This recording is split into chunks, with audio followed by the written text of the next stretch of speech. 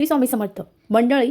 आज 2026 या वर्षातील पहिली अमावस्या आणि ही अमावस्या विशेष आहे, कारण महिन्यातून एक अमावस्या येते. ज्या तिथीला येते ती तिथी खास असते. मागची तिथी आहे मौनी अमावस्या. या मौनी अमावस्येला तुम्ही कोणताही उपाय करा, याचा निश्चित फरक मिळत असतो. मग आपल्या घरामध्ये खूप नकारात्मकता आहे, चिडचिड आहे, घरात अनेकांची भांडणं होता, कुणाचं कुणाशी जमत नाही, आलेला पैसा तसंच निघून जातो, यासोबत सततचं आजारपण आहे, अशा काही समस्या तुमच्यासोबत असतील तर तुम्ही अवश्य हा उपाय करावा. उपाय हा तुम्ही अगदी सकाळपासून रात्री 12च्या आत कधीही करू शकता, कारण हा उपाय आपल्याला अमावस्येला करायचा आहे. मग उपाय काय करायचा, तर आपल्याला एक मातीचं भांडं घ्यायचं आहे. नसेल पंचधातूची निरांजनी असेल ते घ्या, नसेल तर अगदी तुम्ही मोठी पंती देखील घेऊ शकता. काय करायचं, खाली एक प्लेट घ्यायची आहे, त्यावर तुम्हाला जी मातीची पंती किंवा मातीचं भांडं आहे ते घ्यायचं आहे.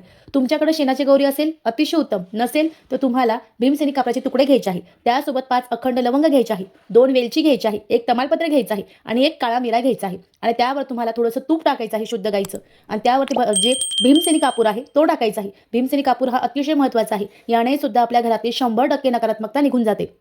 त्यानंतर तुम्हाला ते देवाच्या समोर बसायचं आहे. श्री स्वामी समर्थ, श्री स्वामी समर्थ, किंवा तुमची जी कुलदेवता आहे तिचं स्मरण करायचं आहे आणि ते तुम्हाला प्रज्वलित करायचं आहे. त्यानंतर अगदी घराच्या शेवटच्या कोपऱ्यापासून आपल्याला ते फिरवायचं आहे, तर अगदी मुख्य दरवाजापर्यंत ते तुम्हाला फिरवत न्यायचं आहे. त्यानंतर ते जर शांत वाटत असेल तर घराच्या मुख्य दरवाजाच्या बाहेर न्यायचं आहे.